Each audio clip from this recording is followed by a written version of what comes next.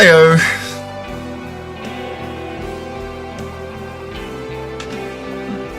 Hello.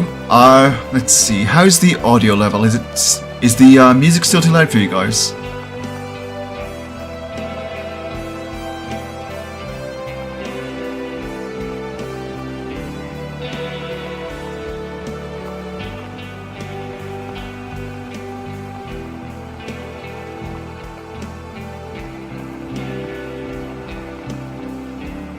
Oh, okay. Music. Okay, thank you, Blub. I will turn the music down just a little bit. One sec. It does feel a little bit loud for me too. Alright, hopefully that's good.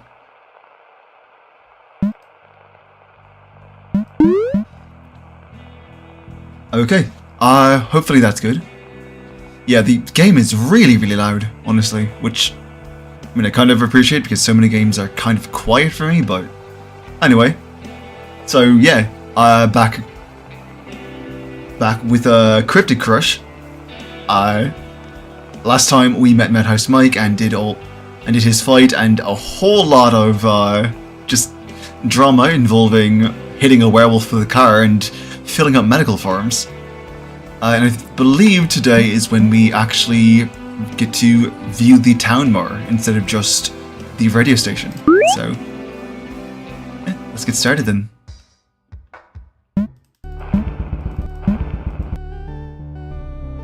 Yeah. Right. Chapter 1, The Leviathan Waltz. Right, thank you, Blood, by the way. As you stroll on the sidewalk, you take in the sights of Longhope's main street. Ornate lampposts and old maples dot the boulevard, leading you past buildings and shops. It's all surprisingly quaint, with a few cryptids chatting amongst themselves outside a cafe. One of them, a tall, fuzzy person, waves at you, but you quickly look away. Taro, you never told me Bigfoot was real. Trust me, the mystique wears off after a few days. You know, I kind of believe that, but...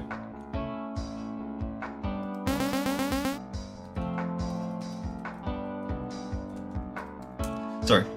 This is life-changing. Let's see. How's this the thing that leaves you starstruck? You talk to ghosts. You're pals with the Mothman. A Mothman. You continue on your way, glancing at the map on your phone. Only 2 blocks to go until you hit the medical center. There's a buzz in your pocket and a text message pops onto your screen. Ugh. A text message popping onto your cell screen. It's a text message from Jamie. Hello, Writin. I hope things are faring well. Thank you for the lovely yet chaotic evening. I hardly slept a wink. I do find Taro rather prickly, but a friend of yours is a friend of mine. Oh, that's sweet of them.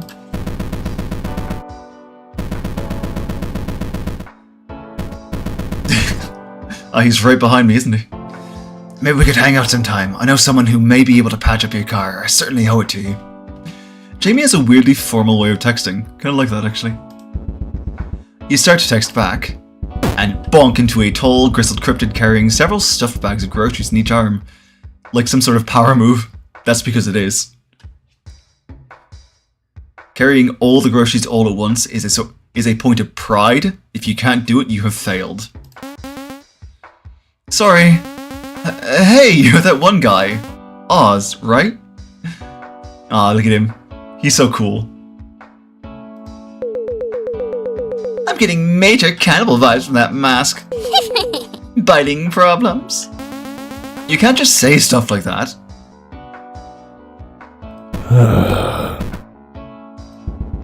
Oz leans over and tries to pet the ghost cat, but his hands are full.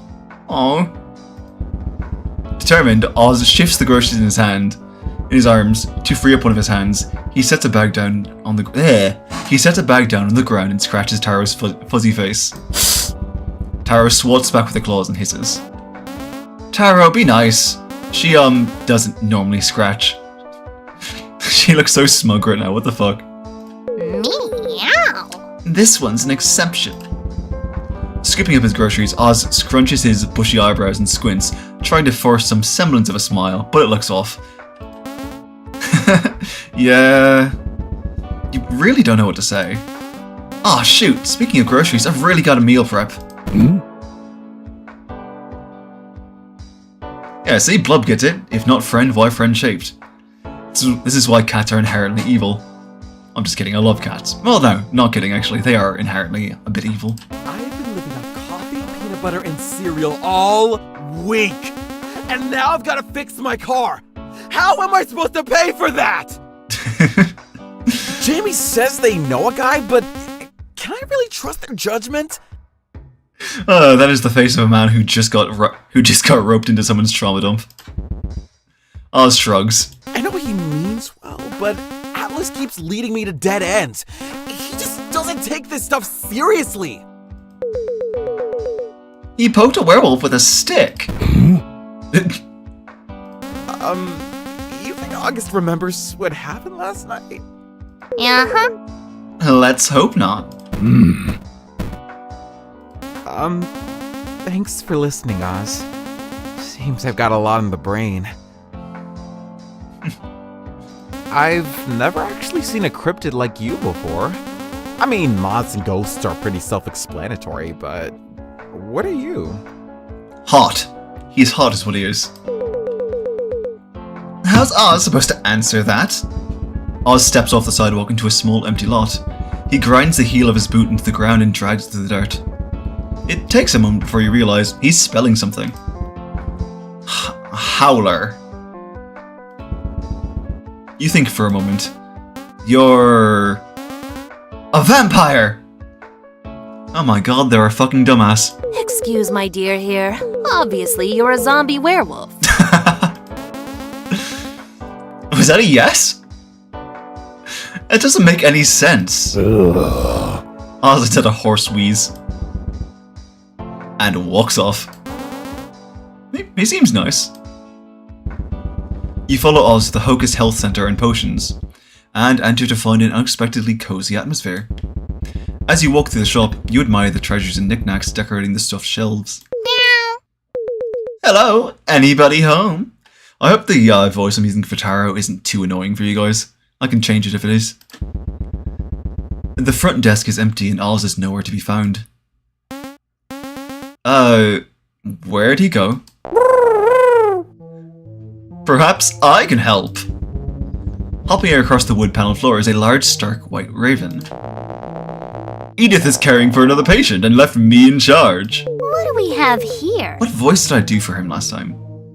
I don't remember. Who's this pasty white morsel? The name's Thursday, at your service. I take it you're looking for the Wolfman. He's resting in the East Wing, through the breezeway. I'm certain he'll be happy to see you.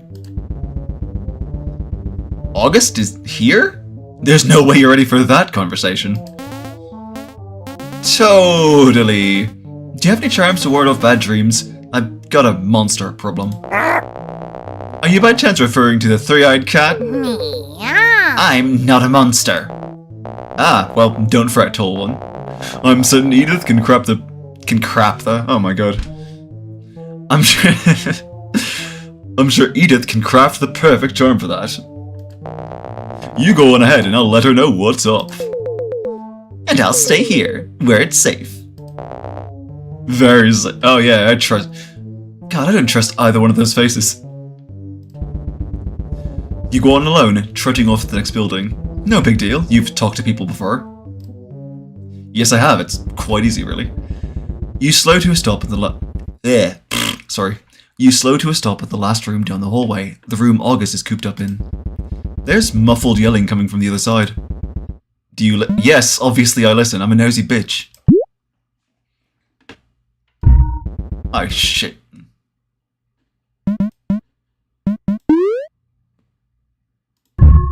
Oh, it works.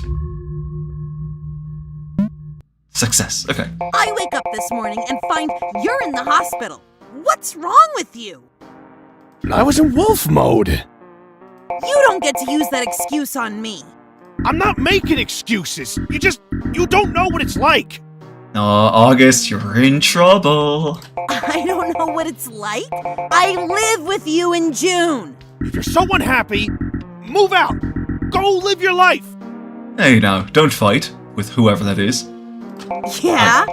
Who's gonna look after June, huh? God forbid something happens to you. Stop talking about June! I didn't ask for your help. I don't need your help. Okay, Mom. Yeah? You sound just like her. Ah, his sister. Gotcha. Jesus fucking Christ. That is a low blow. Please don't say that, Hazel.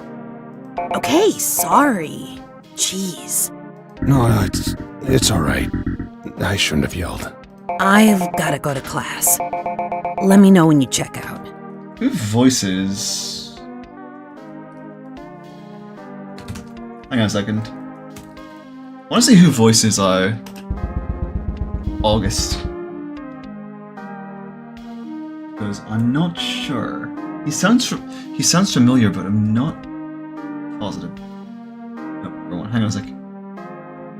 Sorry, guys. Voiced by Tom Shulk. That sounds familiar.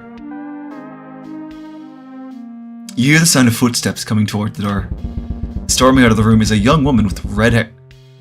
Oh my god, she's adorable! Look at her! With wild red hair and a black beard. What? Yeah, it's the hair. It's just the hair that's wild red, not, you know. Whatever. You walk up to August's room and knock on the door. You hear a loud crash and the sound of claws slipping on tile. Huh?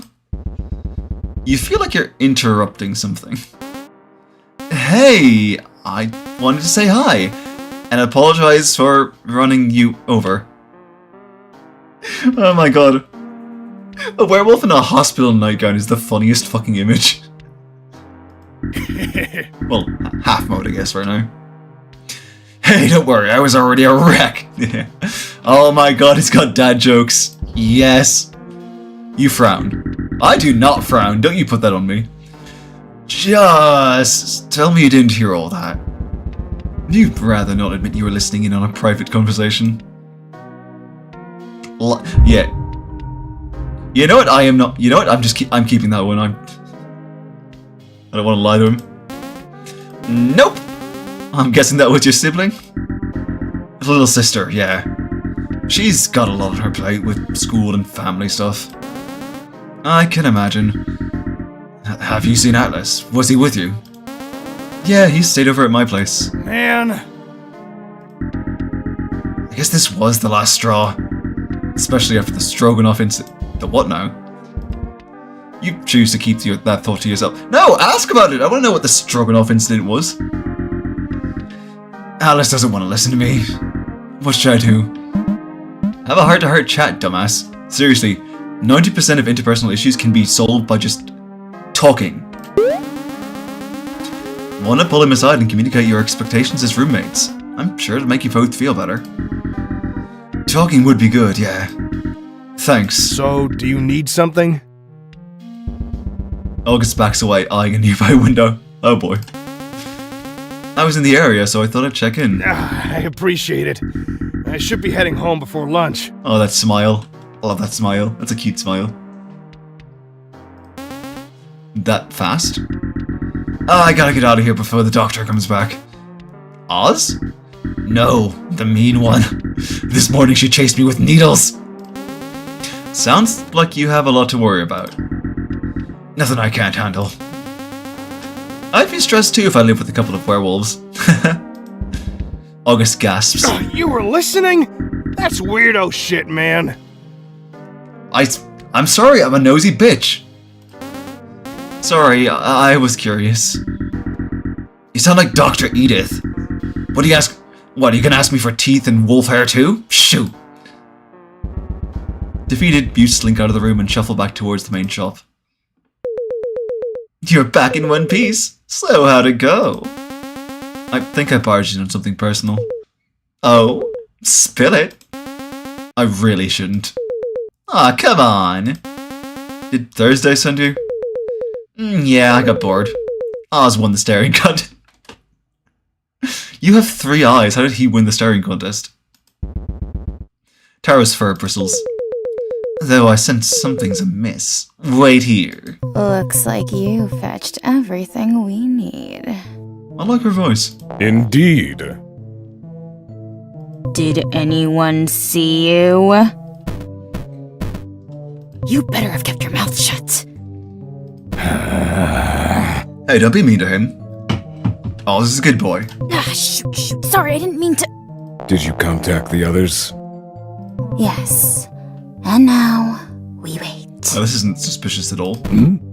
Saturday night. What are you talking about?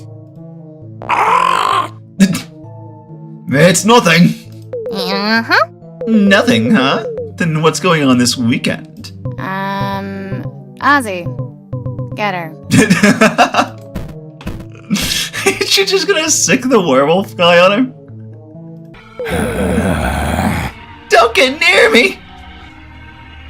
Just kidding. Ozzy wouldn't hurt anybody. Right, big guy?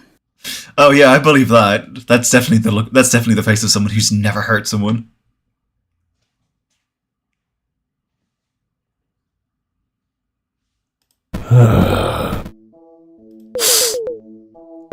Whatever. You're all the worst.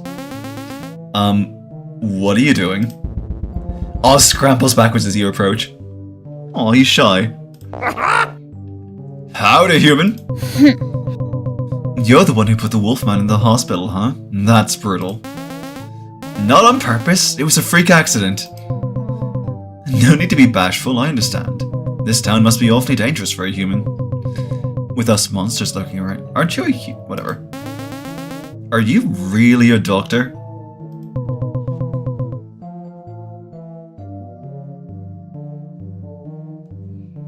I'm wearing the coat. It's hard to argue with that, honestly.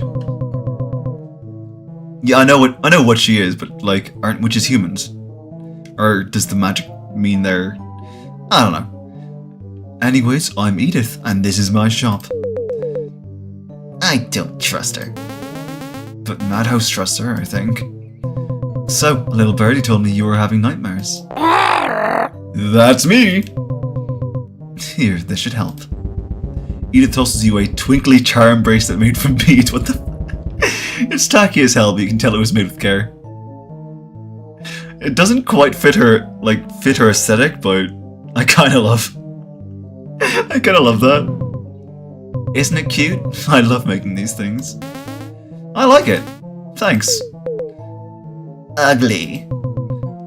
Look, kitty cat, I know it's kitschy, but that thing is a travel-sized protection spell. What does that do? Well, it's a charm that protects you. How much do I owe you? Oh, let's just say you owe me a favor. Money doesn't do much for me. Is this what August meant by Edith asking for wolf hair? Teeth? You're a little worried. I'll, keep that in mind.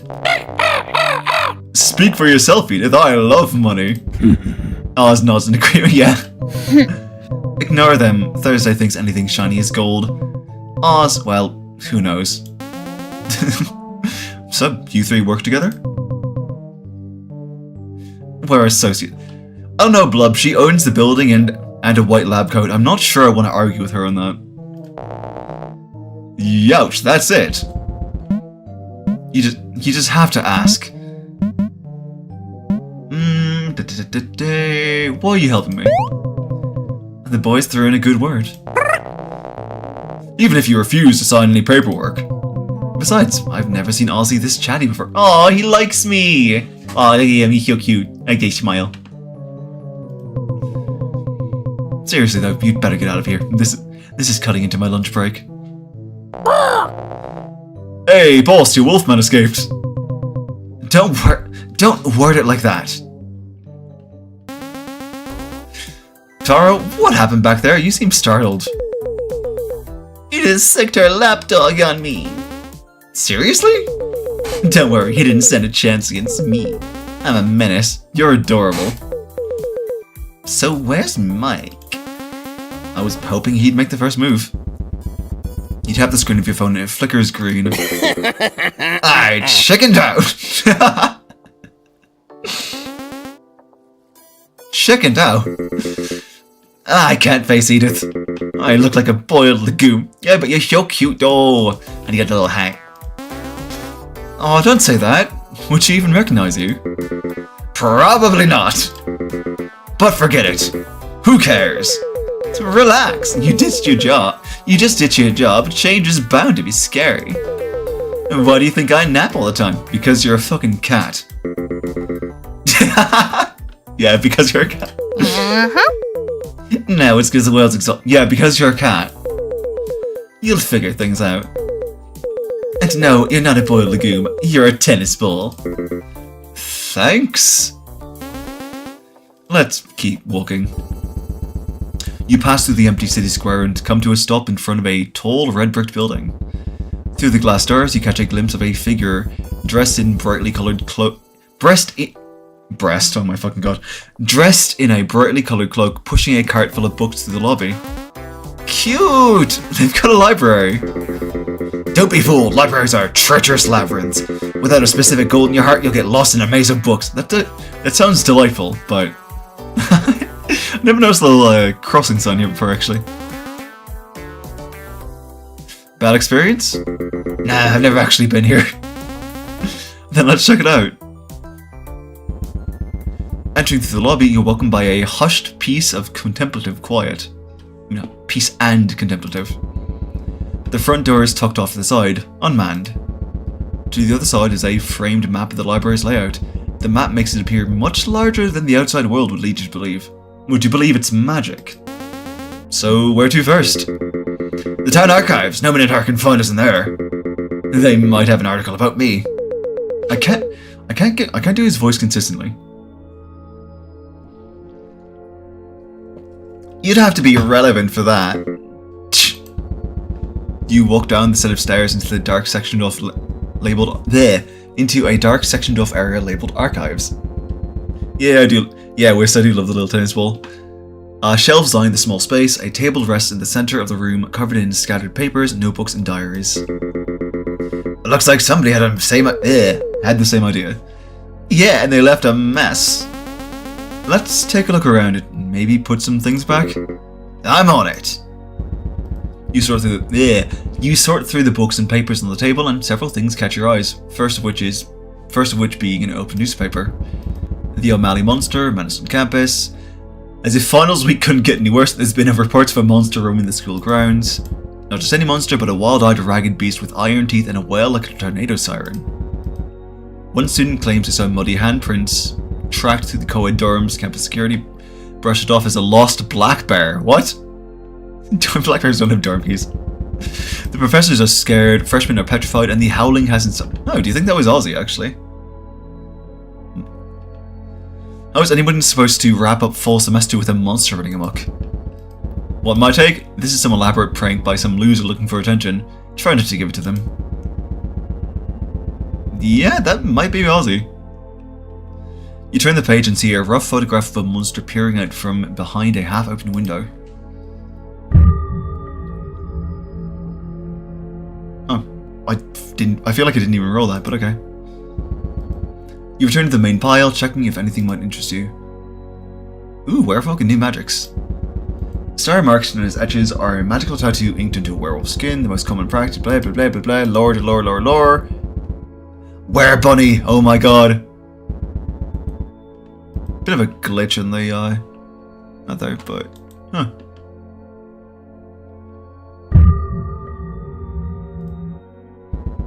Return to the pile. Let's see. Citizens of the Underworld. Ooh, demons. Okay.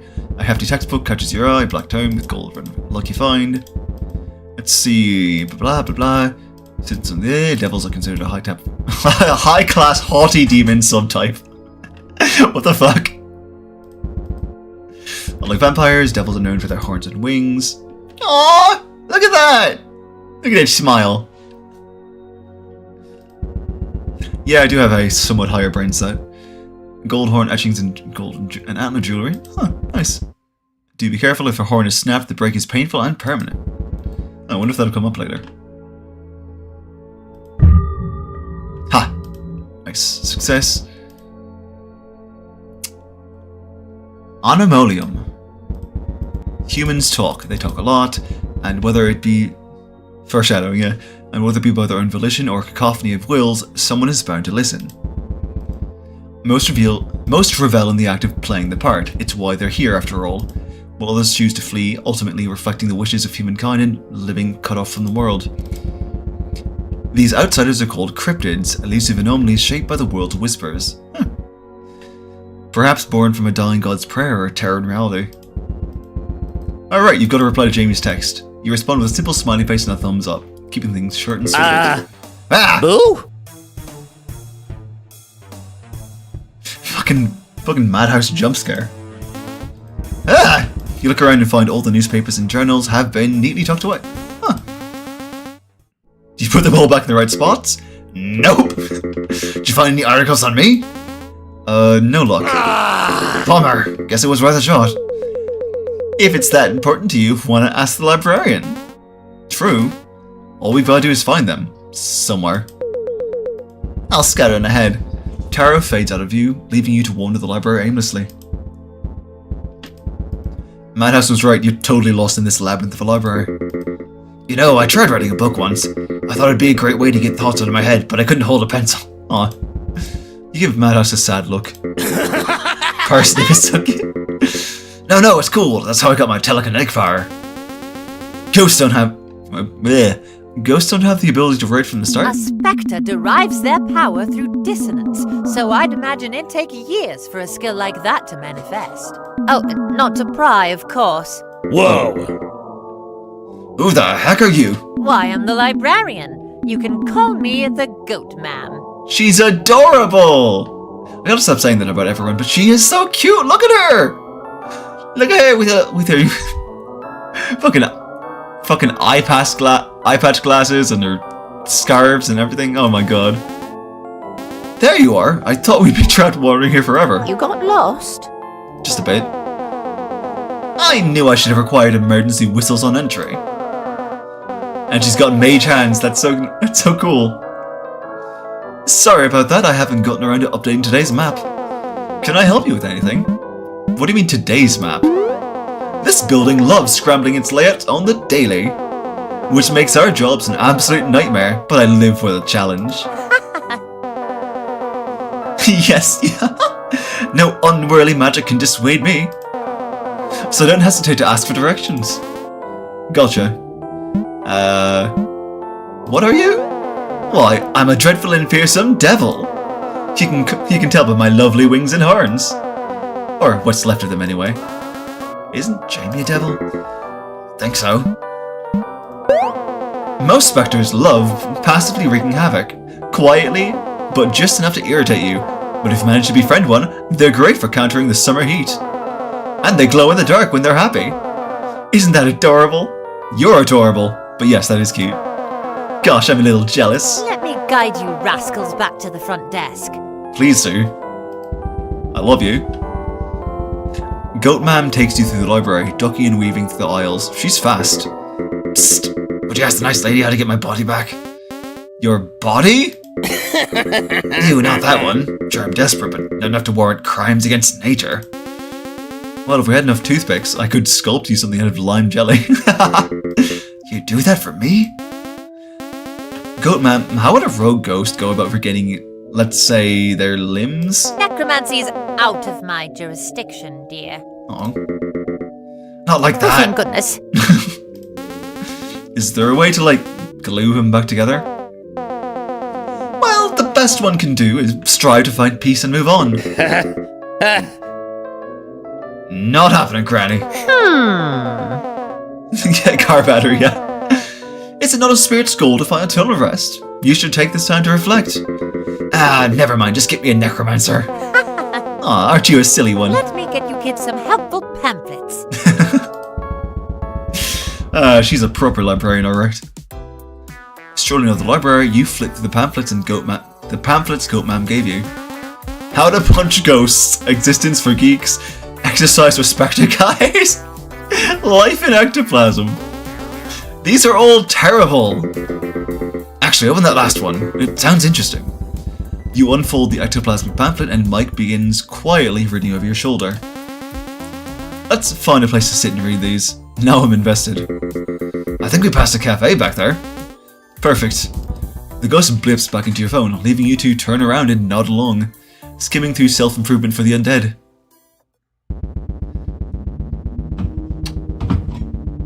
One sec, sorry. Water. Entering through the cafe, you're greeted by the sharp air of roasted coffee and funky choral music that doesn't suit the atmosphere at all. Not that they are one to judge. Everyone has their own music tastes. You're just here for a chair and a bite to eat. Are you in line? Standing towards the center of the bundle is a bundled up cryptid hunched over a tiny coffee cup, dressed in layers of warm clothes and a fuzzy hat to match. The droning music suddenly cuts to a peppy folk playlist. I was hoping to change my order, but I think Longhope's coffee is just bad. Like, look at this. It's crap. Just useless, warm brown water. I don't know if I can do his accent. You shuffle past as the disgruntled cryptid leaves the shop. Welcome. Hey, Jamie. What would you like to order? Abyssal cold brew is half off. Oh, I like that they have their cap on their horn. Like that's a really nice detail. Jamie? The towering demon freezes on the spot and their cheeks flush a bright blue. No. Please, look away. Oh. Begone, human.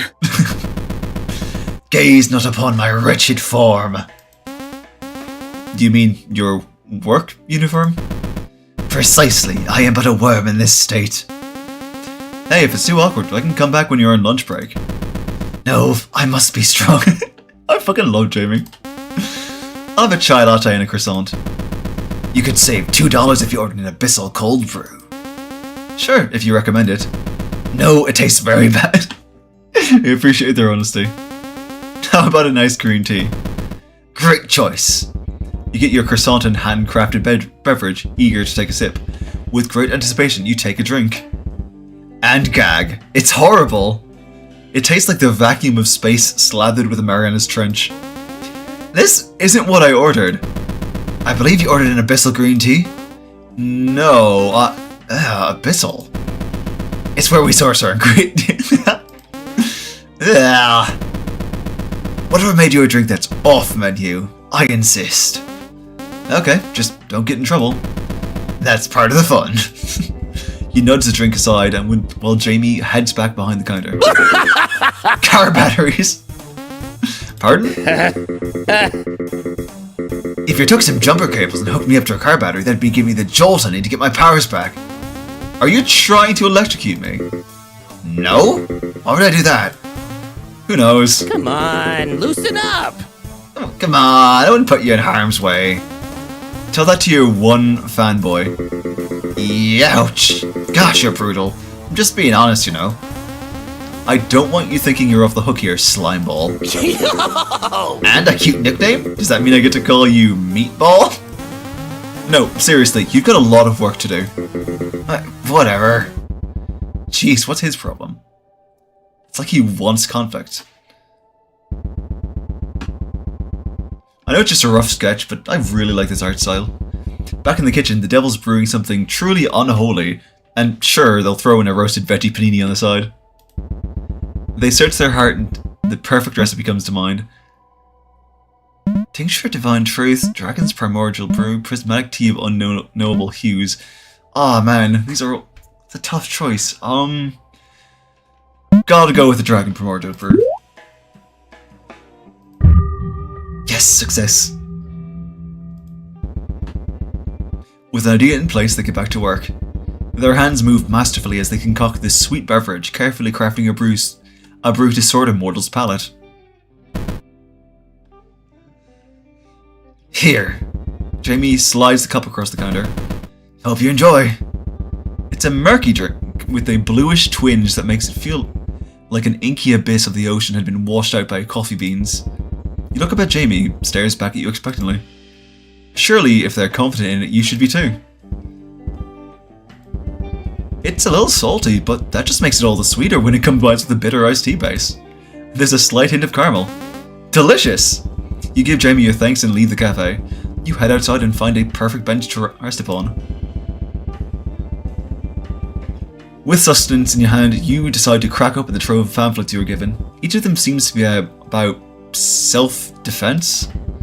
Kind of strange that the goatman's first thought would be on how to use your brawn, brains, and hustle to kick ass, but to each their own. Maybe you could use these if anything like that madhouse debacle happens again. You could take a nap right about now. Maybe ghosts do leech on life force. To explain why these two are so clingy. Leaning back, you fold your arms and bow your head, letting your eyes flutter closed. It's a nice feeling. It's nice feeling needed, even if it's a cat food. There you are! Speak of the devil herself. Taro, you left me to rot! That googly-eyed goat wouldn't stop asking me questions. Ooh, a three-eyed cat. I've never heard of a guardian angel. May I hold your little paws? Not with those creepy mage hands. Oh no, I'm sorry for wandering off without you, Taro. I figured you wanted to go off and do your own thing. Typically yes, but on my own terms. God, you are such a fucking cat. Now carry me. You scoop up Taro and give Atlas a call. He's always been your go-to guy for anything real. Anything really. Oh, go-to thing for anything, really.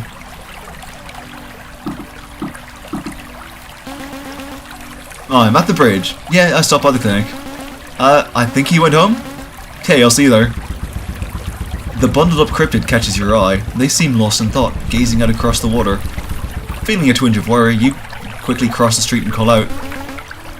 You alright? The stranger digs around and pulls out a chunk of granite stone. Tied around the stone is a string of woven green clovers. I'm tossing rocks. He's fine. He hoists it up and tosses it off the bridge, watching it plummet before plunking into the water. You want to try?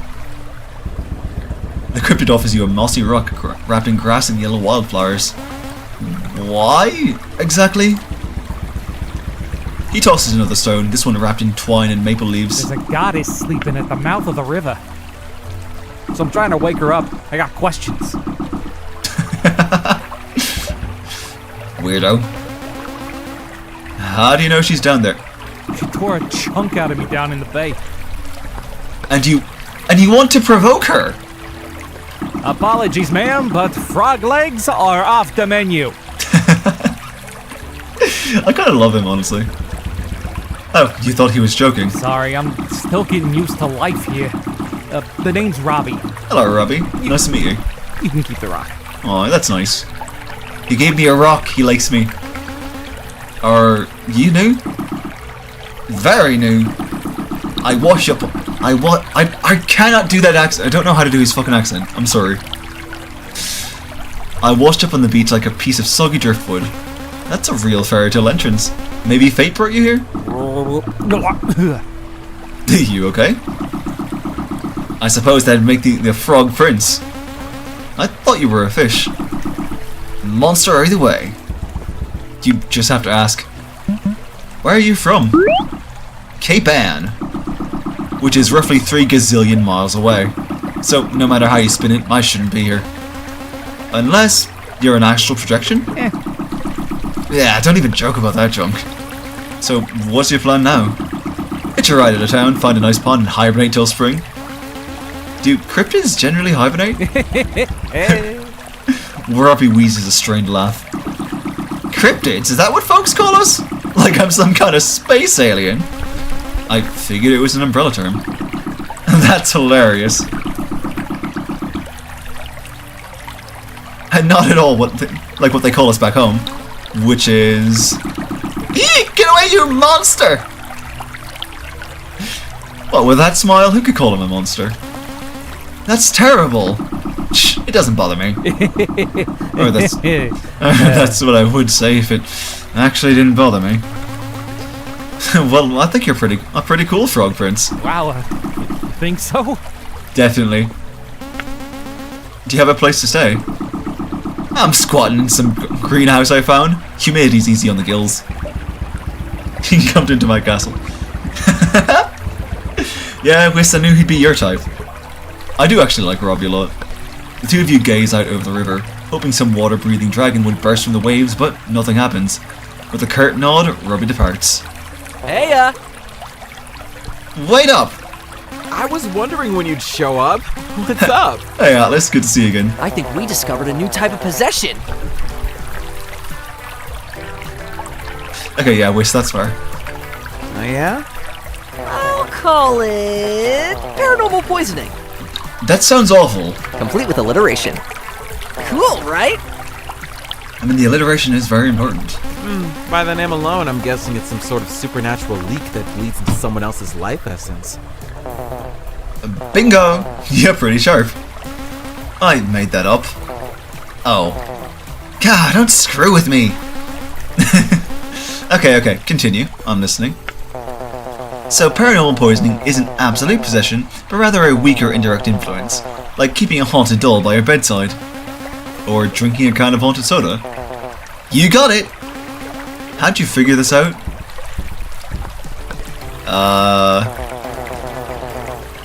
Taro, can you buddy and I talk in private?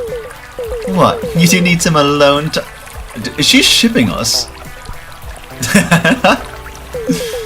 Yeah, I'm just teasing. You two get along now. I'll meet you back home, human. Oh. And she's yeah, she's shipping us. What did you want to tell me? Well, when I close my eyes, this happens. Atlas squeezes his eyes, and when he opens them, they're a sharp green with a faint. They're a sharp green with a faint glow. That doesn't roll off the tongue very well.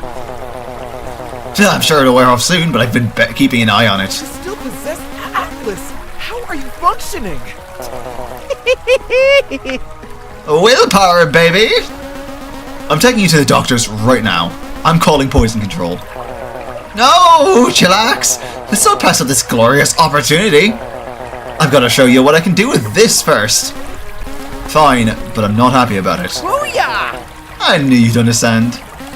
I'm gonna lose it. So, wanna join me and look around town? Look for what? My buddy Lex. He owes me 20 bucks. I actually don't care about the money. That part was a joke. So you wanna come with? Sure. It'll be good to catch up. Great! Let's go! How's the Atlas household? We're doing good. I'm in the middle of negotiating a family churchyard. No, I mean back home. Roll for homesickness. Ooh, success. With your dad. I just needed to leave. What happened? I thought your dad was cool. I had a vision, like a bad one. Did you tell Atticus about it? That's the thing. I think he was. I shouldn't dwell on it. This is the Mothman we're talking about. So what about you? How are you liking your new home? What happened to your dad, Alice? Huh? Nothing happened. It's a vision. Besides, this isn't something you should worry about. You're nosier than I am. Atlas, if something's bothering you, you can talk to me, man. Look, it's better with me out of the picture. Atlas, come on! Oh, hey, Atari.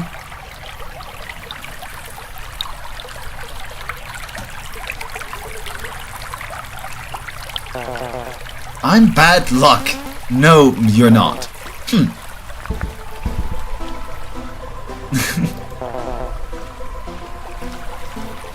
Hey Tarek, glad you could join the stream. Good to have you. Pardon me. Atlas turns away and plucks his phone from his knuck fluff. Wow, I cannot talk today. His neck fluff. The fuck is knuck? Okay. Phew, it's just August.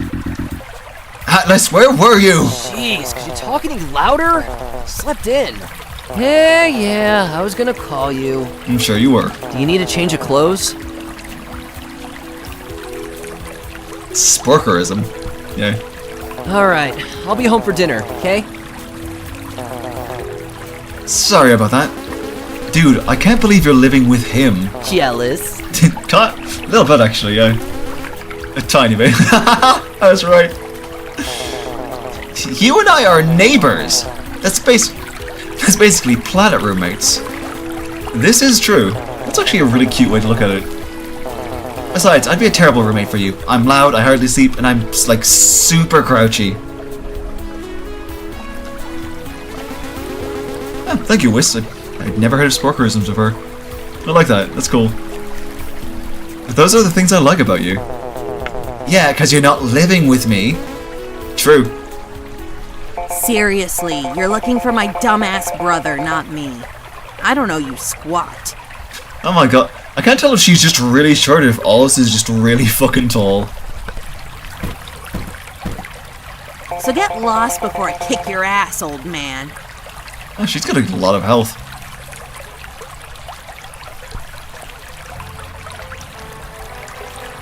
Oh my god, are you two actually going to fight?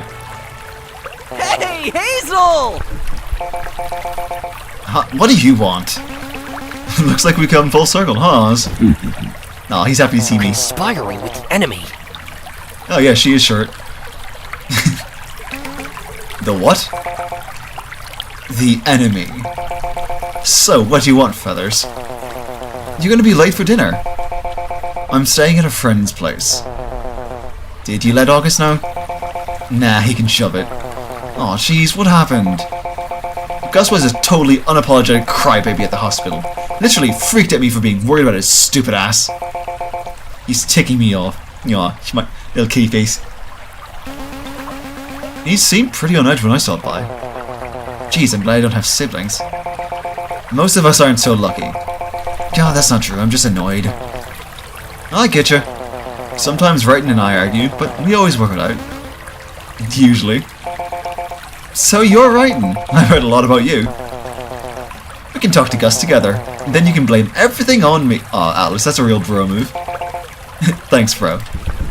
Hazel walks away. She called me bro. Hey. I'm gonna head home, but thanks for today. And for letting me crash at your place. Atlas zips up in the air and soars away. You wrap up the day with a nature walk around the lake. Strolling behind your apartment, you follow a footpath cutting through the thick brush leading down to the water. The sun begins to set over the mountains. You hear the waves lap against the shore and feel a cold breeze nip your ears. The temperature certainly drops around nightfall. You walk through the rocky yeah. Okay, one sec. I'm sorry, guys. Okay, you walk the rocky shore, taking in the scenery as you go. Maybe it's nature's charm talking, but you feel at peace. A pair of leather boots sits on the water's edge, a rolled up piece of paper poking out of one of the shoes. You wander over and examine the misplaced gear. Did somebody lose these? You lean down and snatch the parchment out of the boot. Unfolding the makeshift scroll, you realize it's a torn page from a wordy textbook. Certain passages are circled in red pen. It's no treasure map, rather a passage describing aquatic monsters across the world. This could be a clue, your adventurous spirit declares, hastily crafting a wild story behind these misplaced boots. Kersploosh! With a gasp, you see a sleek, shimmering emerald tail broots the water. You scramble for your phone. There's no way that's a whale. It's gotta be her. How'd she stray so far from home? Does she look like the picture books? The tail sways a moment before sinking back into the waves. With a wistful sigh, you stuff your hands into your coat pockets and head back. After returning home, Atlas tucks himself away in the attic to work away at the broken down radio. Some time passes, and soon after, there's a knock on the Mothman's door. I almost said Northman. I've saved you a plate in the fridge since you didn't come down for dinner. Oh! Sorry, I lost track of time. What are you doing? I was trying to get this frickin' radio to work. Want me to take a crack at it? You'll break it. August sits on the edge of Atlas's bed, folds his arms behind his head, and falls back onto the comforter. You're probably right. I'm sorry about last night. I should have stayed with you when you were hurt. It's okay. I was rather unpleasant back there. August seems hesitant, his words hiding what he's really feeling. You think you could run some errands while I'm out tomorrow? I need you to pick up some fabric, then swing by the pharmacy for me. Sounds boring. Consider it a second chance after last night's kerfuffle. I mean, it is kinda, sorta, slightly your fault for trusting the scatterbrain. Don't say that, Atlas. Sorry. I like having you around. You've just gotta step it up. Set a good example. So no more all-nighters, got it? Yeah, sure. When you wear shirts that actually fit. Ha! Now come downstairs. June wants to show you the jigsaw puzzle she's been working on. Hey, Gus? August glances over his shoulder as Atlas holds out the portable radio in his wings. Could you fix this, please? I'll see what I can do. The two make their way downstairs. That's really sweet, honestly. You return home and are greeted by a happy Tara. You scratch under the cat's chin and she rubs her face against your open palm. Following your usual evening routine, you fix yourself dinner and settle down for the night. Finally in bed, you find yourself twiddling the charm bracelet between your fingers that you've been gifted. I feel like some of those words need to be switched around. You roll onto your back and examine the wooden beads. I wonder if this thing will actually work. You tuck the charm under your pillow. Taro floats down and tucks her little paws under her belly, her third eye staying wide open as she dozes off.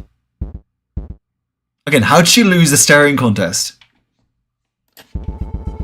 Some time passes and a voice cuts through the dark. Hey, you still awake? Yeah. What's on your mind? So I was thinking, I bet you I was a musician before all this. A real star chasing his dreams on the West Coast. I fought skeezy managers through parties and... Dude, you were probably a prom DJ before Elkhorn Station. Oh, that's mean. Don't say that to him. I would never. You snicker. What about you? What pays the trespassing fines? Well, I worked at an electronics store, then part-time at some seasonal haunted house. Also, I've never been caught, so shh. Haunted house, huh? What, are you like the theater kid or something? Band kid. That checks out. I played the clarinet and bassoon. Oh my gosh, me too! Probably. Ooh, what did you play? Oh, you know Madhouse is the bass guitar guy. Because the sky's the limit when you're making shit up. You really don't remember anything. Oh, poor baby. Nothing outside the station. But that's okay. I feel like we're close to a breakthrough here. I had fun today, so thanks. Night, band geek. Good night, Rockstar. Aww, you're so cute. You finally drift off to sleep. You sit alone on the far end of your old overgrown yard, staring out into the woods past the overgrowth. You hug your knees to your chest and wipe tears from your eyes, sniffling. Hey! A pair of bright red eyes peer out from the bushes ahead. You don't respond. What's up? Nothing. Ducking and weaving through the brush is Atlas, looking rather scrappy in his overalls and torn open pants. Torn open boots. Do you like my new shoes? They don't fit. Exactly! It's so I can still grab stuff. Atlas picks up the stick between his talons and swishes it around. Wanna see me draw? Okay. The moth drags the stick through the dirt and scrolls something out, all while standing on one foot. He's a very talented boy. Ta-da! You look down on the ground and see two shakily drawn stick figures holding hands. One figure has big eyes and feelers. You and me? Atlas looks rather proud of himself. You're just trying to make me feel better. Is it working? What's the matter? Nobody believes me. Believes what? That you're real. Everyone says, ooh, you're playing pretend. That's just your imaginary friend. The photo. Didn't you take my picture? It's too blurry. Hopping across the ground, Atlas flops into the fallen log next to you. Sounds like you need more proof. He digs around and plucks a feather from his neck fluff. This should do the trick. A feather. Everybody's gonna think you're a crow. You'll hear leaves rustling, heavy footsteps marching through the dense forest behind you. Who's there? You look back and see Atlas is gone. Your backyard, the forest, everything is gone. Wake up!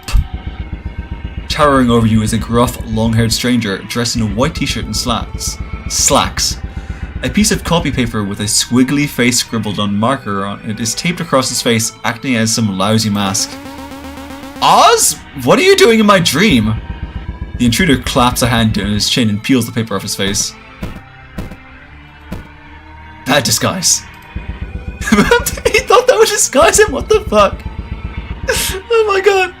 The Howler hoists you in his burly arms. His hands are rough and his forearms are etched with tattoos. Watch your head. Oz tosses you like a trash bag and you fall on it. What the fuck, dude? Lying on the floor, you stare up the ceiling, your heart racing in your chest. You hear a knock at the door. And another knock at the door. Are you going to get that? Absolutely fuming, you leap to your feet, march to the kitchen and glare through the peephole. Whoever it is, they're blocking the peephole. You open the door. Good morning. You're relieved it's a friendly face, but irked at being woken up at such an early hour. Couldn't you just have texted me? I felt like any more texts might be rude since your phone is now home to a ghost. Mike's not a digipet. Can I come in? I brought breakfast. Ah, you brought an appeasement. They brought an offering. The pact is sealed.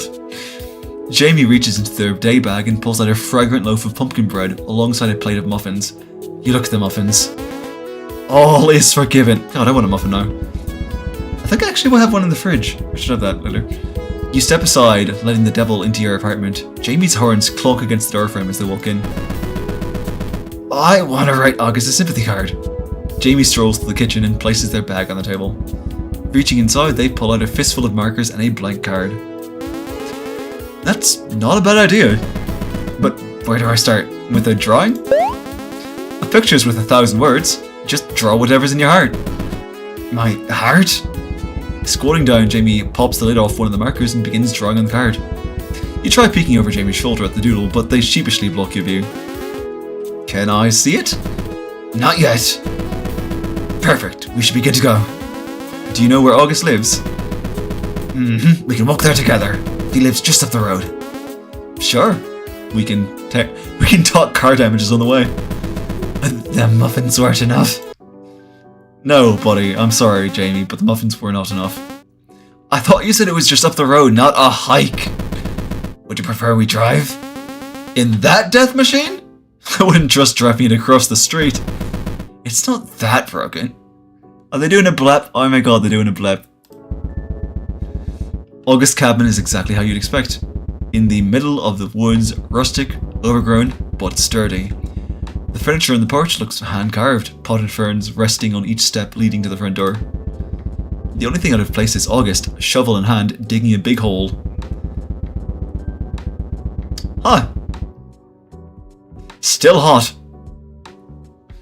As the two of you approach, August hops up and calls out to a kid kicking wood chips into the nearby flower bed. Junebug, you're gonna get splinters. Why don't you come over here and say hi? I'm busy! Morning. Look who's back to normal. How are you feeling? Just peachy. I still got the teeth though. Love that. If you're looking for Atlas, he's asleep in the attic. Alice lives in your attic.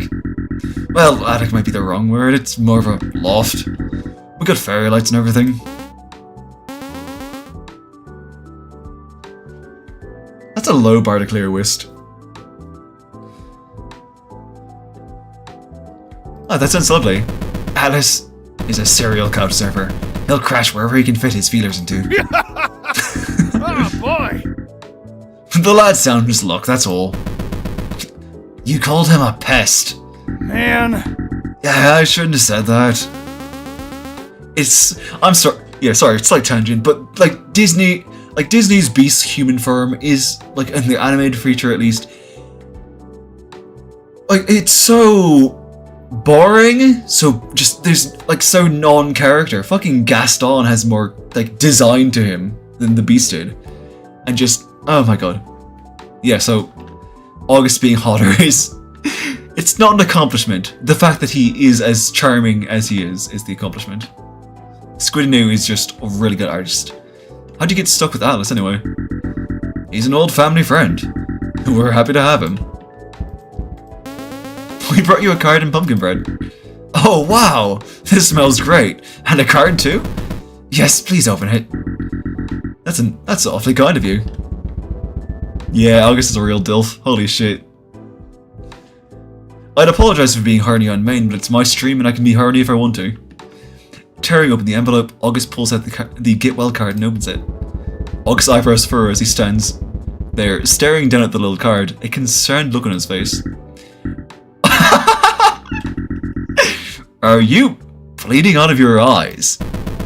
If that's how you interpret it. Who's the little blue guy in your head?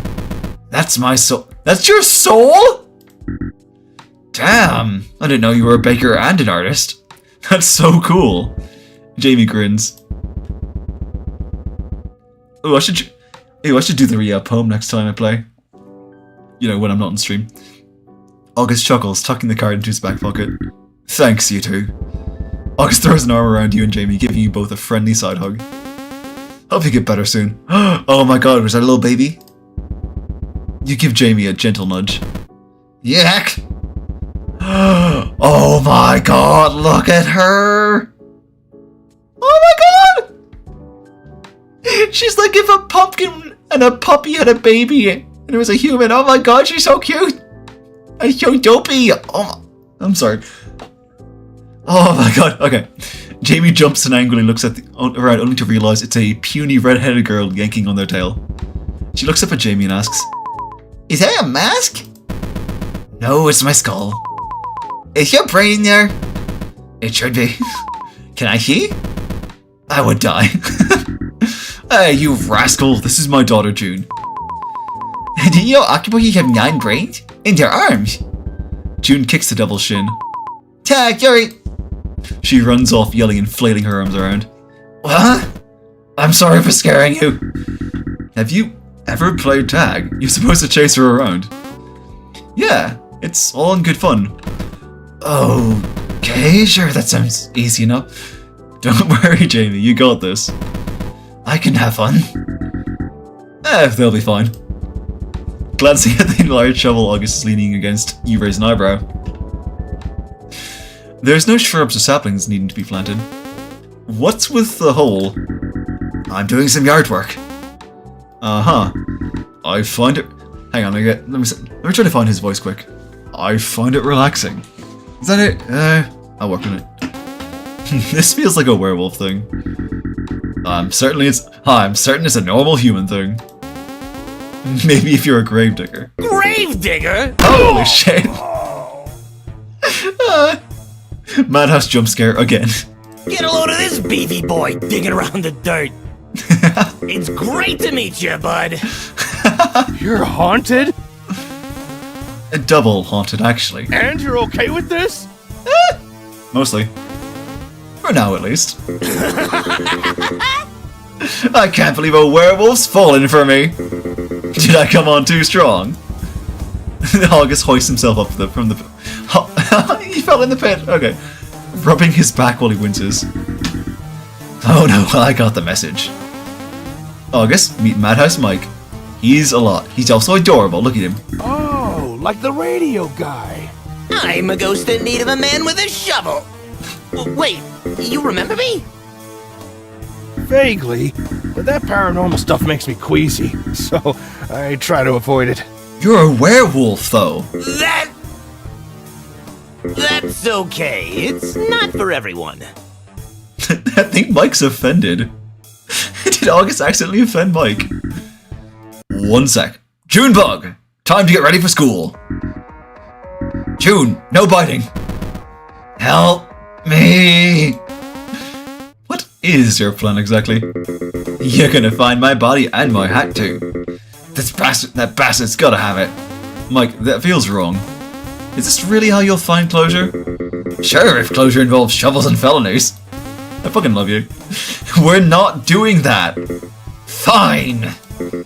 I'll do it myself. Give me your phone. I'm not giving you my phone.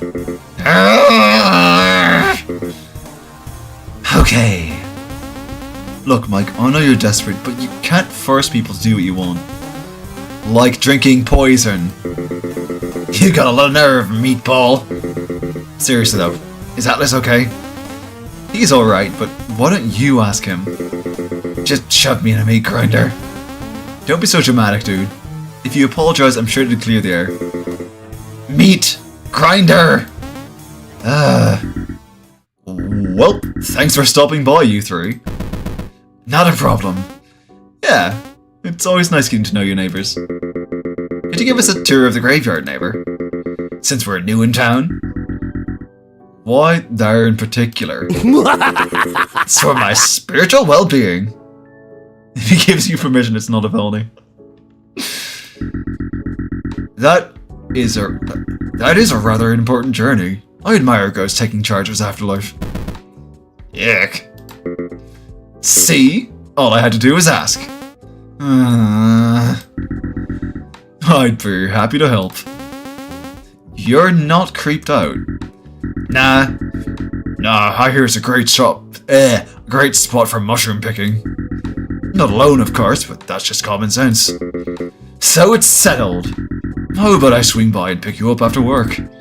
Since it's a bit of a drive. Sounds like a plan. I could really gotta work on deepening my... I gotta practice deepening my voice more. What about that you, Jam Slam? Feeling adventurous? As thrilling as creeping around the cemetery sounds, I'll have to pass. I'd feel bad leaving Atlas out. You decided to take the long way home. The Goat Ma'am! Oh my god. Her theme music is called Mage Hands, that's great. While you're walking home, you spot two figures, recognizing one as Goat Ma'am, who's pacing around. I wake up to find half my zucchini patch has been chewed to bits. Some hooligan's been ransacking my garden. It's probably Robbie. I think he's supposed to be a kappa of some kind. Sounds like a giant woodchuck. The second figure is a tall woman dressed in nautical blouse. God, she's pretty. A woodchuck? Wearing a coat and trousers? Says the talking goat. Unrelated! You stroll into view, catching the Goat Ma'am's eye. She greets you happily while the woman looks on. Good morning, dear. Hello! Have you seen a fellow with the most dreadful posture wandering this street? I mean, kind of. Not today, but... Oh my! Someone's been stealing rocks and plucking flowers from Parsnip's garden. Goat Ma'am! Her name's Parsnip, oh my god! I forgot that!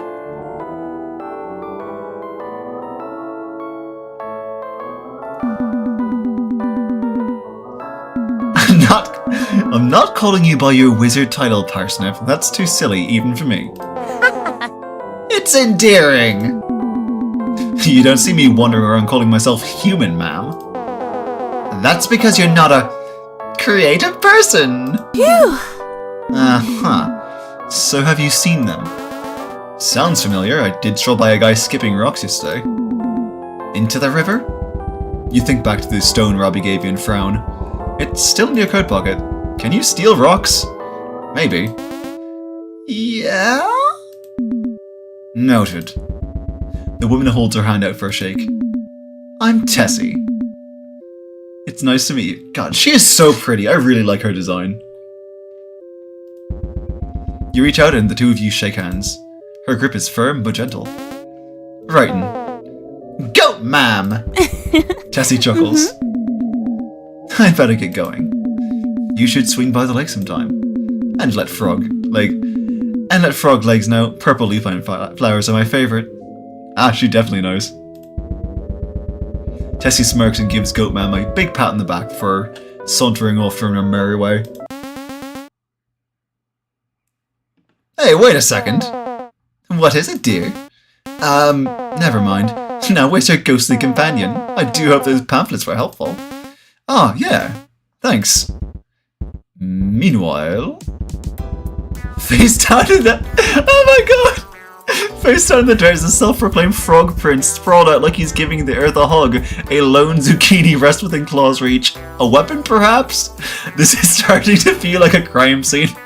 That's because it is. You okay? Oh, Robbie, my crime frog prince. Oh. Craning his head to one side, Rob opens his glossy fish eyes and squints at the bug staring down at him. Maybe he's overheating? Alice reaches over and touches Robbie's fluffy hat.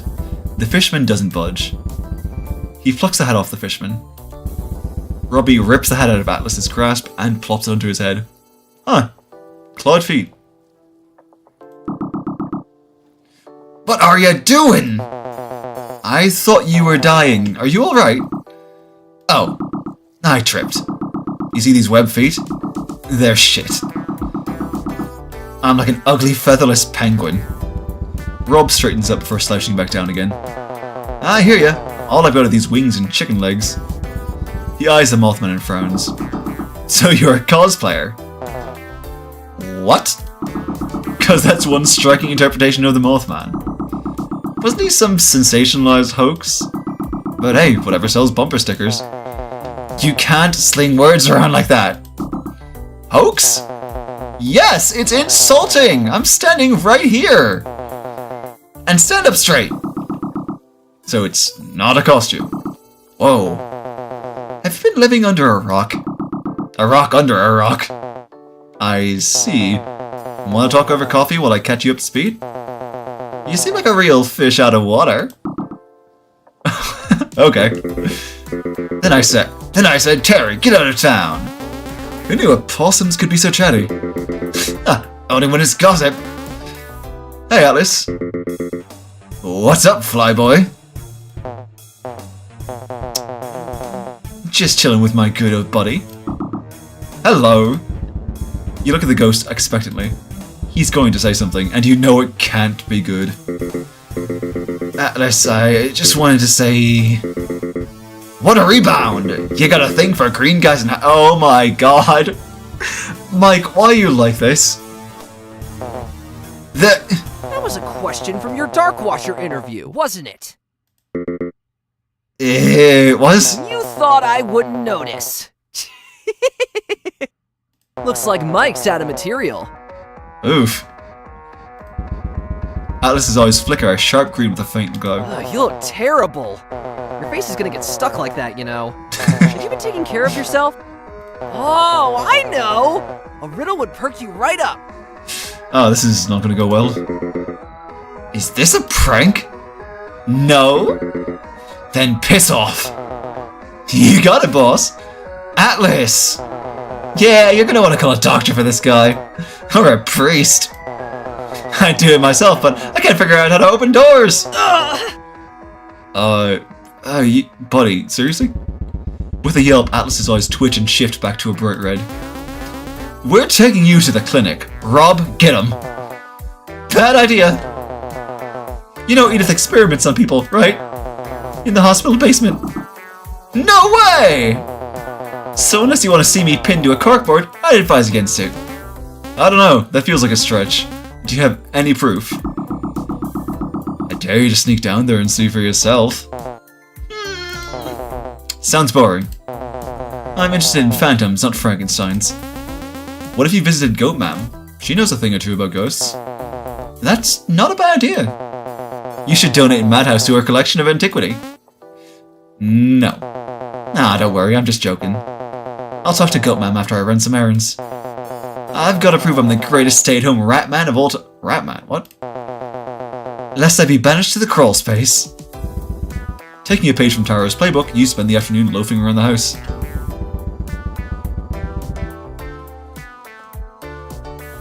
After a lazy dinner, you wander outside where you meet up with August. August drives a blue pickup truck plastered in a scattershot of feel-good Yeah, that checks out. Someone scrawled, "Wash me in a dust." Yeah, you know, this actually does feel very August.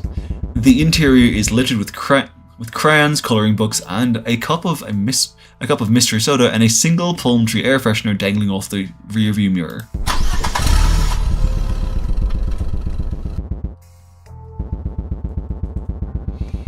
You slide into the passenger seat, and the back cushion suddenly drops, giving you a mini heart attack.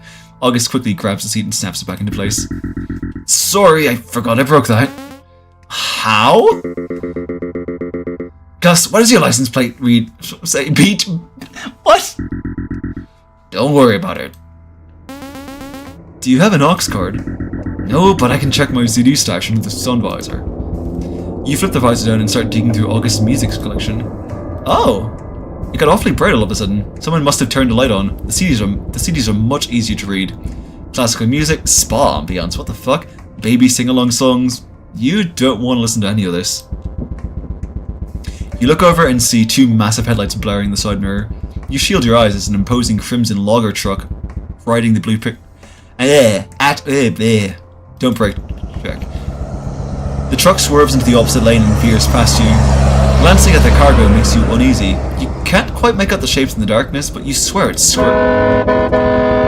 August shoves his hand at the driver's window and flips the truck off as it disappears around the bend. August, I love you. I would do the same thing. The pickup rolls to the graveyard's broken gates, its bright headlights beaming across the abandoned lot. The three of you hop out and August twirls his jangly car keys strung on a seashell lanyard. He whistles. We're not driving back that way. We could have been steamrolled.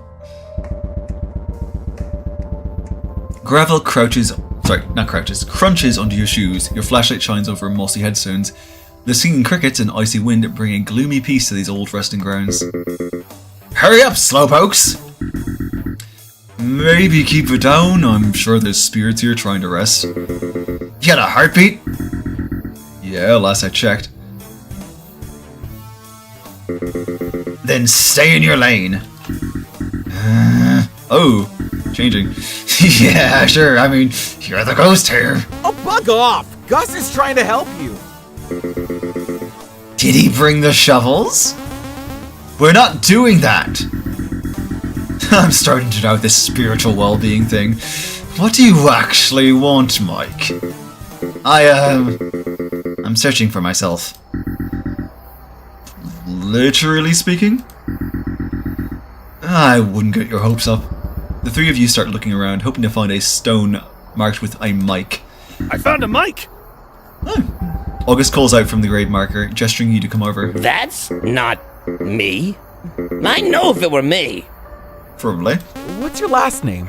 Madhouse. No, I'm being serious.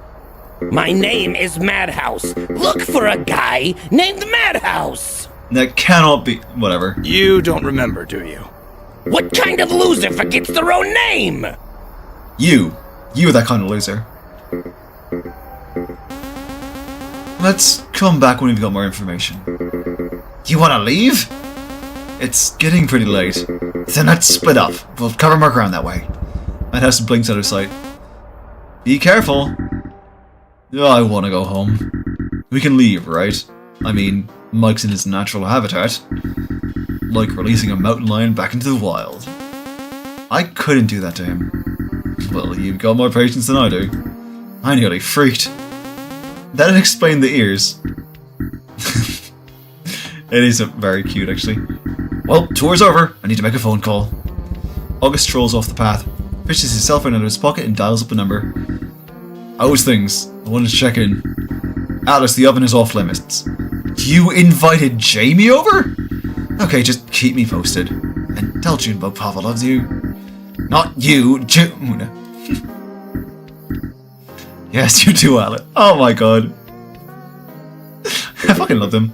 Hello? Anybody home? I've got to be lying around here somewhere. Maybe they were right. Mike's got no clue what he's doing here.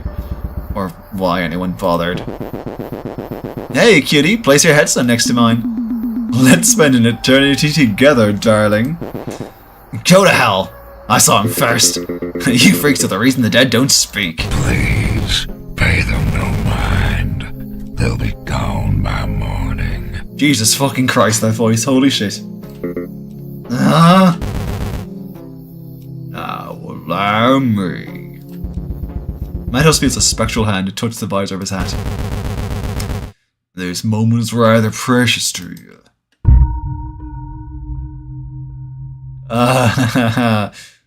Yeah, that's a failure. The hand gives Mike's cap a gentle tug and tears it off the little ghost's head. What the fuck, dude? He shrieks and reality is torn from him. Mike? You look like hell. Where have you been, bedhead? Mike's standing half asleep, slumped against the studio door frame. He's face to face with his producer, who's clicking a pen in her right hand, annoyed. Is it that obvious? Let's just say we're lucky this is radio. Have you been getting enough sleep? They both know the answer. Sure, but what about you, Debs? Yeesh, there's not enough hours in the day. Especially with our holiday special just around the corner. Boss wants things wrapped up in a real tidy bow. I'm holding out for this year's holiday bonus. If we even get one. Debbie takes a sharp breath. Let's focus on you, okay? You're the star here. I just schedule interviews and pushy buttons. Come on, you've got me this gig. Mistletoe Mike wouldn't exist without you. You do look good in a Santa costume. They both laugh. Now give us an outro. Like on the spot? Boss's orders. That's it? Your heart... Oh, Your heart clung to this. No glory, no tragedy, but a boring day job. You poor little nothing. Oh, don't be mean to him. Even Oblivion didn't want you. Whoa. Madhouse chokes, straining against the crushing grip of this invisible foe. He squeezes his eyes shut and blinks back to your phone. But nothing happens. He's strayed too far. Oz shambles through the graveyard like a zombie. A tired zombie. Isn't that what he is though? Zombie werewolf?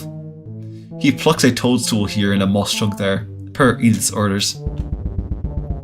Squeezing his eyes shut, he stifles a big yawn.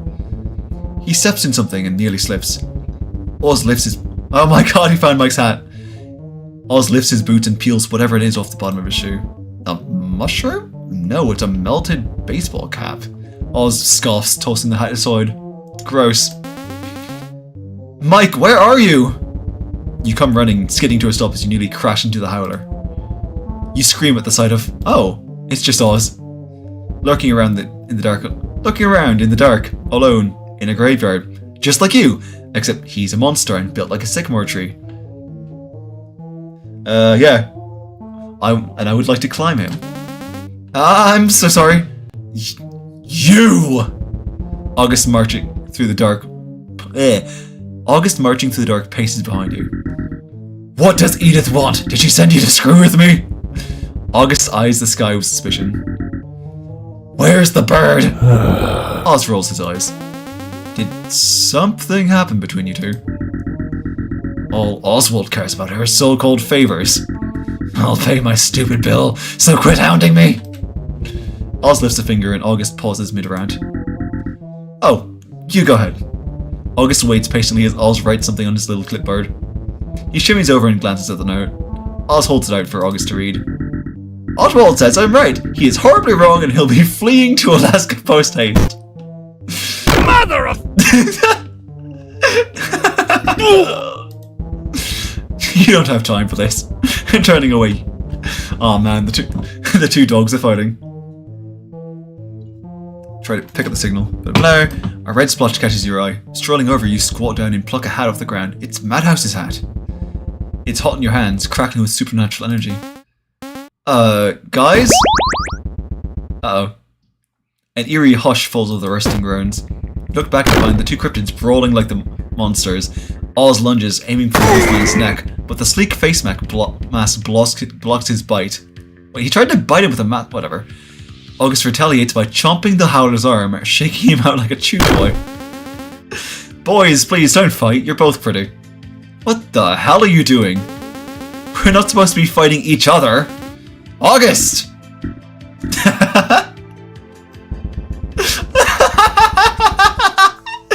August spits the howler's arm out of his mouth with a disgruntled whine. Both of you! Oswald Simon slumps. What were we doing again? I can't get a hold of Mike. Sure, we split up, but I didn't think he'd disappear. I knew this was a bad idea. Give me that hat. Give me that hat you're holding. It's Mike's, right? I'll sleuth him out. Wait, you've got a sixth sense? Oz reaches into his overshirt and bumps into the wolfman. Nah, Ghost got this ozone sort of smell to him. Oz draws a silver dagger from his coat and cuts through the air before him. Yeek! Alright, here we go. Mr. Walker appears. Let's see here.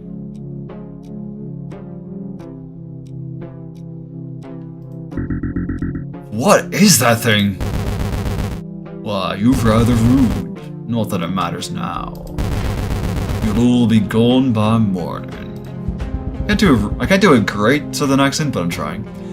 Oz hisses through clenched teeth. Hey, the lantern's giving me the reeks. Oz lunges, darting to the side before bashing the hilt of his dagger against the lantern. Success. Shunk. 2 damage. Blah blah. Lower its defense.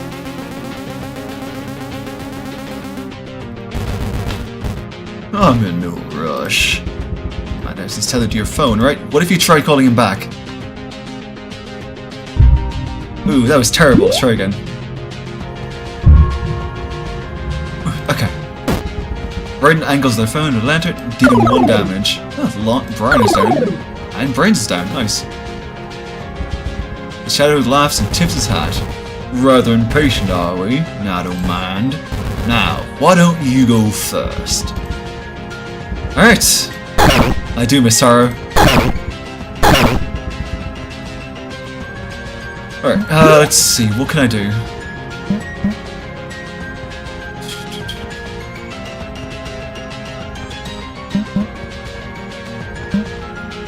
Sleight of crowbar? What? Let's try that.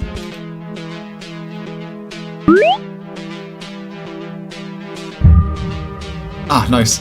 Heck yeah! Oh, wow. That was actually pretty good damage. He's preparing to attack, blah blah blah blah. Let's see, what can he do? Onslaught, Howl.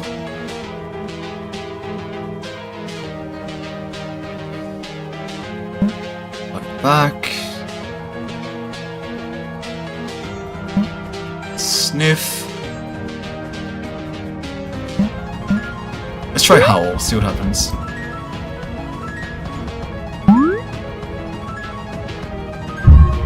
Alright, good. Haha, yeah!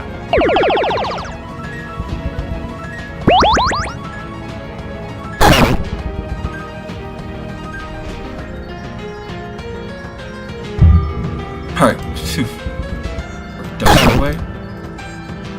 Stop attacking me, asshole. Let's see.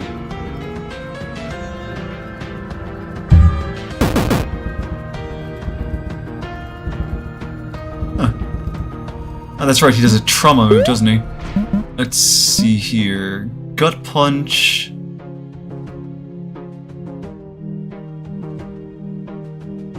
Oh, I was looking at the wrong one. Yeah. Let's see, gut punch, moderate damage and lowers target's gut. Glare, silver stab. Brains vs. hustle, deals moderate damage based. Oh, deals increased damage the higher the target's occult is.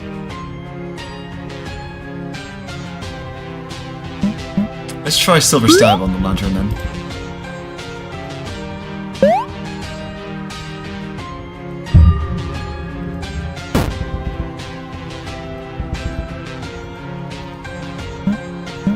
Oz wants to bite August. Can you two fucking behave for like 3 seconds? Let's see, my occult isn't great, but so if crowbar, focus, bash. Let's try Kazap and see if that works this time.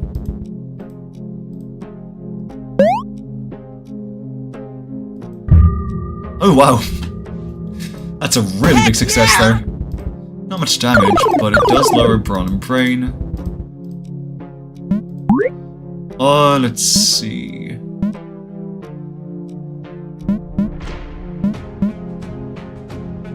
Bite back. Let's see, raise his guts if the enemy attacks before you. Let's do onslaught. I don't think attacking Mr. Walker will actually do much, so. Sweet, that worked. Haha, yeah!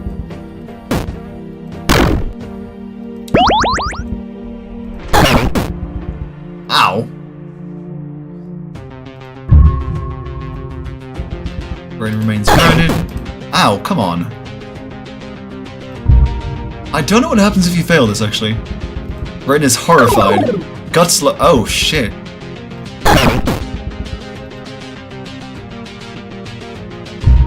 How does August have such low guts? Holy shit. It's horrified, guts down. Fuck. Imagine summons a will-o-wisp, wants to fight. Let's see.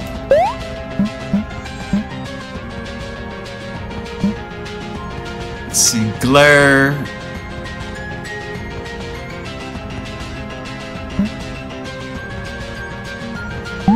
I'm gonna try gut punch on the lantern this time.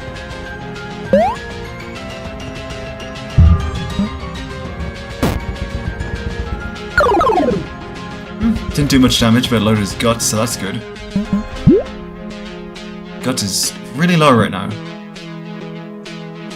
Let's see.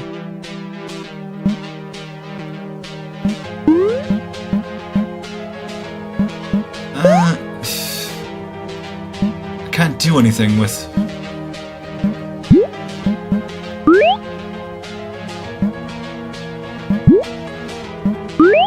Yeah, I really can't do much right now, so bandage wounds.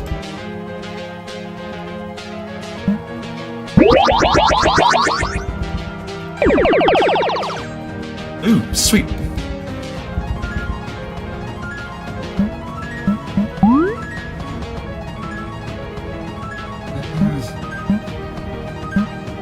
Let's see, he can't really do anything though, is the issue. Reroll that. Yeah! Let's see. Alright. Ah, shit. Come on. Okay, we're not doing that again. Much better.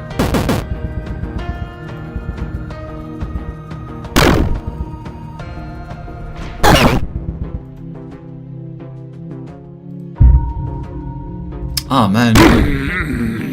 Ooh, Oz.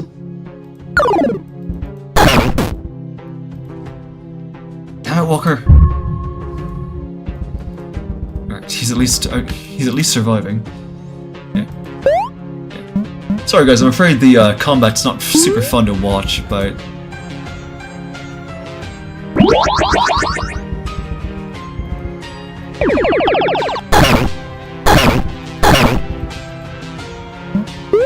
let's try Sleight of Crowbar.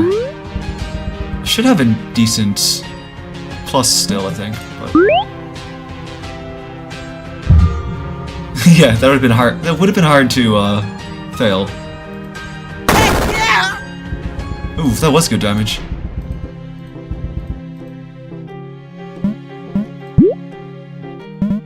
Silver stab. Let's see. Glare.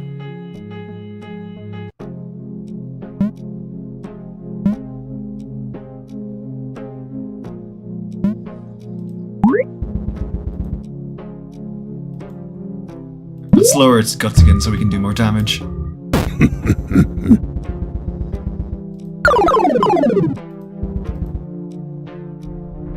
Ooh, sweet.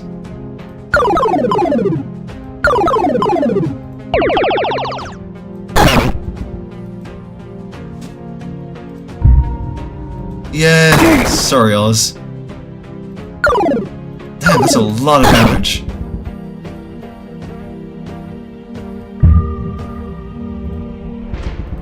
Oof. Yeah, I'm afraid the combat's not really fun for people to watch, but success. Alright, Oz, fix yourself up. Can't afford to lose you, big man.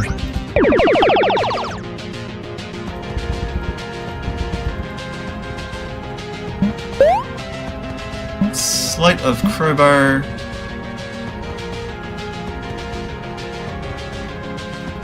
Fuck it, let's kazat this thing.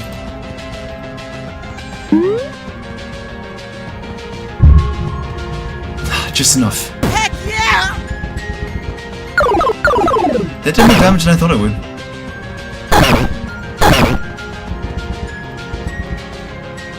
Yeah, I'm still not sure what the will-o-wisps actually do.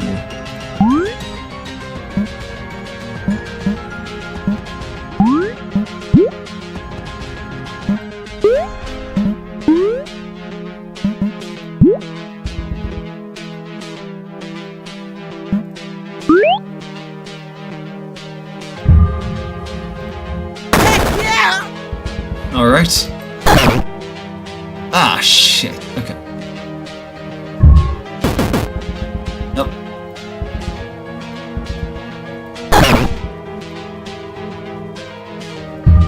Ah, good. Okay.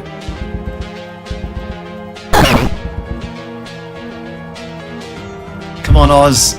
Nope. And fuck, couldn't roll it either.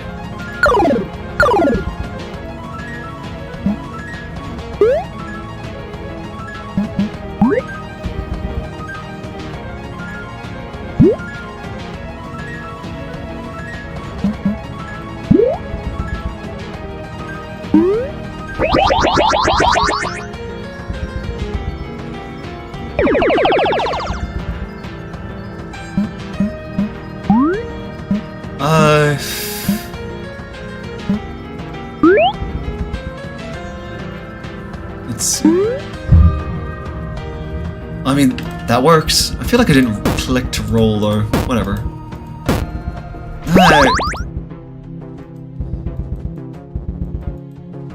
Let's see.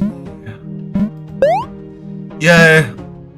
I kind of feel bad for making Oz tank so much, but he also can't really avoid a lot of damage, so I don't want to let the big man fall. Heck yeah! Ah, shit. Oh, no. Come on, August, you can do that. Yes. No, actually. I misread that.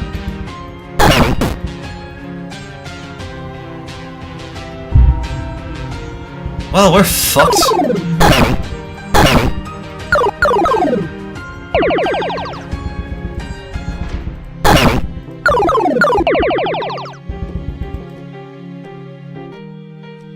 This is not going super well. Let's see.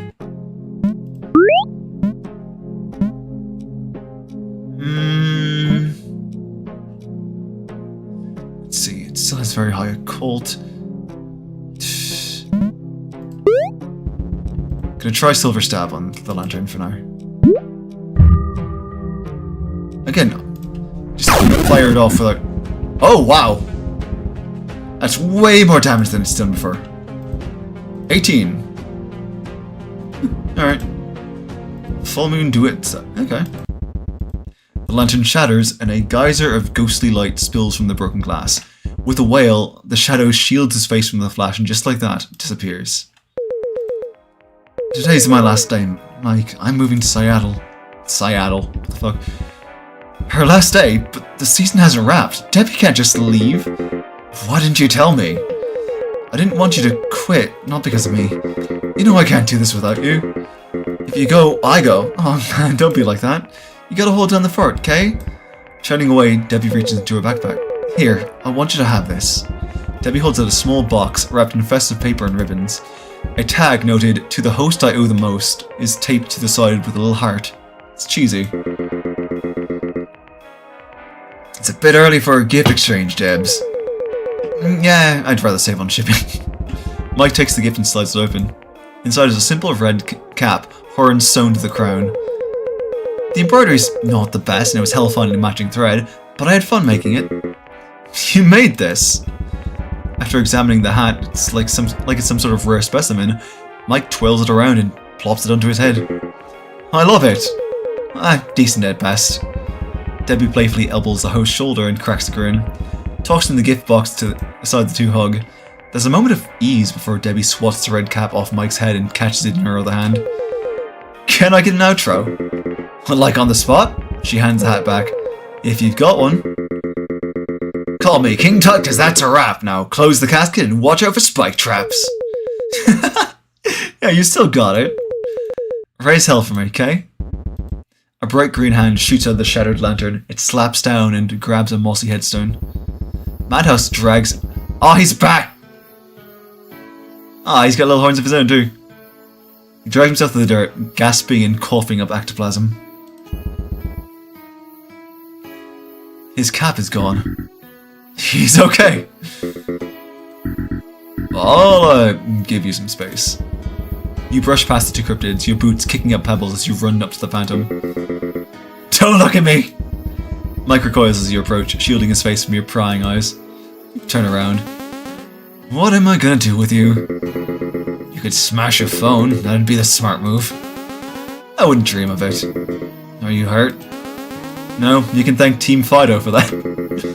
That's a relief. I shouldn't have ditched y'all. I thought I was done for. How'd you get your body back? I did some self-reflecting.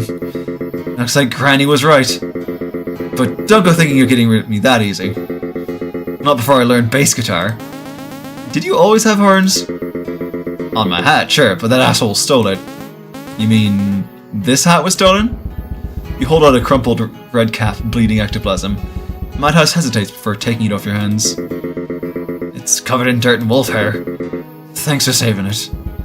He forces the hat over his head. Jesus Christ, dude. Yours could use some work. It's good to have you back. Happy to be here. He points to the two cryptids. Hey! Gentlemen! Thanks for keeping an eye on Meatball here. I hope they didn't cause any trouble for you. Sadly, it seems our efforts were in vain. I'm not buried here. That's a nickname that stuck. You can do better. Yeah, that's fair. I'll keep workshopping it. Let's get out of here. We'll meet you at the car. Nice moves back there. I did read your note. Sorry for being a jerk about it. Yeah, you should be. Be nice to him. Oz doesn't budge. Like he gives a rat's ass. Wanting to help people is pretty admirable. God knows this county needs it. Is that why you wear that thing? Yeah, my mom would flick my nose whenever I'd bite or gnaw on the furniture. It left me flinchy and never fixed a thing, but at least it wasn't a muzzle. Aw, poor baby. That would be a heck of a sandwich. Yeah, it would be. Team Fido all the way. Oz gives the Wolfman a hefty pat in the back. You need a ride home? It's a hell of a walk. Oz thinks for a moment before shaking his head no. The Howler slinks away, disappearing into the dense woods beyond. Looks like Madhouse Mike wishes to spend time with you. Would you like to view his hangout now? You know what?